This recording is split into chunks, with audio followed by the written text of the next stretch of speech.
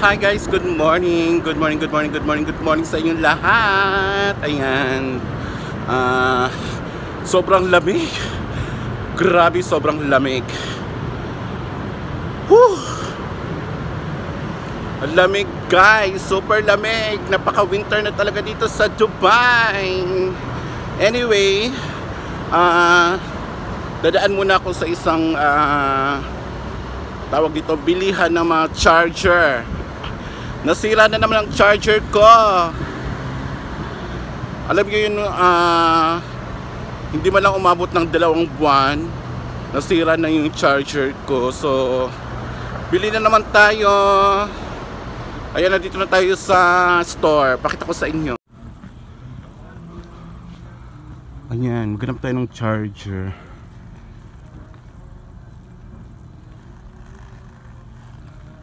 Charger ko ganito ganito yung charger ko guys. So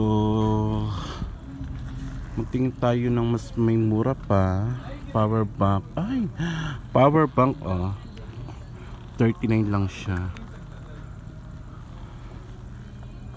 So ito naman is 15.99. So dito ako bumibili ng charger. Malapit lang sa amin, walking distance lang. Ano to? Tingnan ko to. Ano ba yung pwede ko mabili dito? Yan sila mga ganyan, yung pang cliff.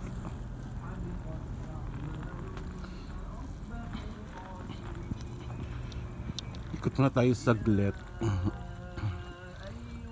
Actually nagmamadali na ako pero ikot ko muna kayo saglit para at least may makita kayong kakaiba naman sa aking ina-upload. Ay, tingin ako ng shampoo kasi paubos yung shampoo ko. Meron silang L'Oreal dito. Actually guys, L'Oreal talaga yung gamit ko, kaso lang nawala yung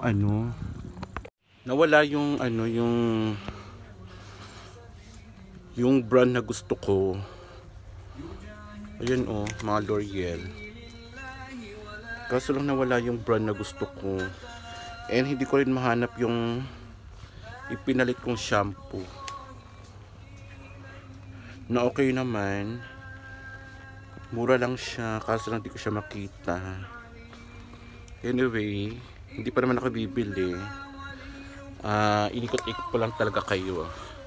And meron ba silang ipikasin? May nagdadasal, baka maano tayo. So siya sige na guys, kasi may iba pala nagsasalita, so baka maano tayo nito.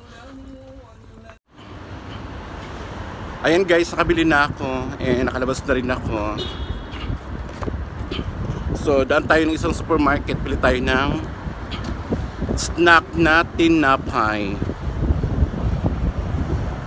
Actually guys, naglalakad na ako Nasabi ko na sa inyo to na naglalakad na ako. Hindi na ako nag-train. Hindi na ako nagme-metro. For now, at least masubukan ko siya ng 1 month. 1 month hanggang sa malamig pa. Total malamig naman. And pasalamat ako, winter ngayon. Kaya mas okay lang na maglakad kasi winter rin naman. So ayun, samahan nyo lang ako sa araw-araw na paglalakad natin para din sa ating kaligtasan at para din sa akin, kasi mahal ko pa ang bansang ito. Wala pa tayong ipon, to be honest. Isa din sa mga rason kaya ayoko munang umuwi at nag-iingat tayo. Kaya hanggat kaya magtiis, hanggat kaya maglalakad. Dahil hindi naman nakakapagod and hindi naman tayo mai-stress dito dahil nga malamig ang panahon, winter. Dahil kung tag-init, nako, sunog na sunog talaga tayo sa mukha natin. So nandito na tayo sa loob ng supermarket. Labas pala, pakita ko sa inyo ang tinapay na bibilihin ko. Ganito guys, kasi meron silang Spanish, yung Spanish bread at saka ito. Alam niyo ba ito, Day? Ayan, yung may ano, ganyan ang ano. Meron din silang ganito, yung mga parang mga pang Goldilocks. Kaso lang ito yung gusto ko. At least may snack tayo. Ayan guys, nagmamadali na tayo sa paglalakad. Kasi 12:23 na ng tanghali. Oo nga pala guys, dito ako dumadaan gabi-gabi. Etong parking na to, dito ako nadaan gabi-gabi. Kaya dito rin ako dumadaan sa tanghali or umaga pagpapunta ko ng work. Kasi kung saan ako bumababa ng bus, dun din ako sumasakay sa tapat mismo, pero lalakad pa ng konti. Inuubo ako. Alam niyo ba guys na ano, kasi di ba init, lamig, naghahalo yung ano yan, klema ng ano, klema ng tawag niyan, ng panahon. So nagbago. Ganito talaga ako pag ano, pag nakakaramdam na ako ng super lamig. Ayan, inuubo na ako. Pero guys, sa totoo lang, sanay naman ako sa lamig. Pero pag may nararamdaman talaga ako, ayan, super jacket ako. Pero as in, super sanay ako sa lamig. Kasi may aircon yung bahay namin, diba? Malamig sa bahay namin kasi may aircon. Pero hindi ako makatulog ng walang electric fan. So natutulog ako na may electric fan pa rin sa tabi ko, sa harapan ko. Kaya mahimbing talaga ang tulog ko. And minsan na-insomnia lang ako halos araw-araw dahil din sa ginagawa ko ng pagpupuyat. So dito tayo dadaan. Ayan, hindi ko napapakita sa inyo yung parking area dito tuwing naglalakad ako kasi gabi ngayon. So this is my second time na naglakad ako dito kahapon and then ngayon.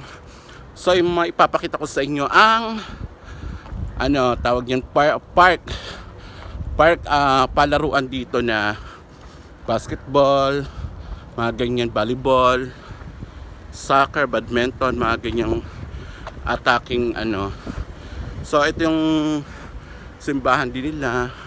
So tingnan nyo guys, perfect purple, my favorite color, purple rose, mga bulaklak na purple. So ang ganda.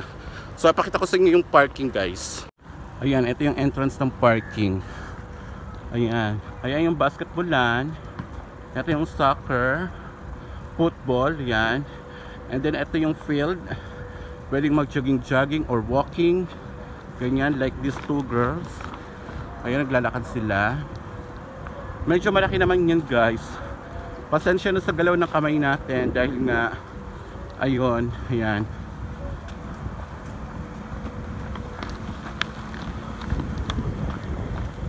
Ayan, malaki yan. Dalawang football court, isang basketball court, and isang volleyball court doon sa dulo. And meron ding ano dyan, yung mga pang exercise. Pakita ko sa inyo dito ha. Ito yung first court ng football. Ayan. And then ito yung second court ng football. Ayan. And then doon may canteen. Ayan, may nagja-jogging, may naglalakad. Ayan. Pasensya na dito sa ano. Ayan, may nakatambay. Ayan guys, nandito na tayo sa waiting bus area. So, makita tayo ng bus dito. Dahil dito mismo, dyan mismo sa tapat na yan, ang bus stop. So, ayan. So, kahapon nga pala, kung nakikita nyo doon, yung may flyover na yon, medyo malayo-layo, doon ako kahapon dumaan, which is naglakad ako ng mga 10 minutes na lakad. Kasi nga doon yung loading station, doon ako nagpa-load ng aking card. Para sa aking card bus and train card na may load para hindi tayo matawag yun, ma-fine, para hindi tayo magmulta na wala tayong load. Kasi pag naabutan tayong may checking tapos bumaba tayo ng 7.50 sa ano lang dito, sa pera nila dito sa card sa card ko, magpa-fine ako ng 125. So better na may load ka at least 10 above kaysa naman below na 7 or 7.50 magkaka-fine ka talaga. Ayan. So doon ako naglakad, doon ako nagpa-load. Dahil nga hindi ako makaakyat ng ngayon ng train, dahil nga nag-iingat, dahil doon lang din sa train ka pwedeng makapagpa-load kung magti-train ako. So ngayon naglalakad ako, kaya doon ako nagpunta ngayon. So ayan, tsaga-tsaga tayo kasi para lang naman sa atin to, para din sa akin to, para sa kinabukasan ko, para sa pamilya ko, na kahit nagkukonsumisyon yung pamilya ko sa akin,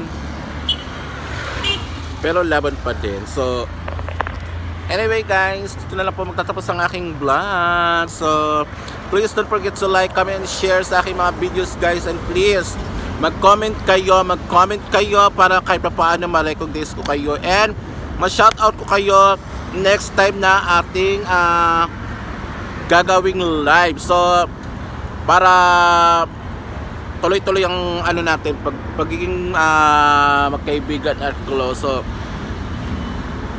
yun guys, basta comment lang kayo ng comment. So thank you so much, see you in my next vlog. Bye, love you all, bye.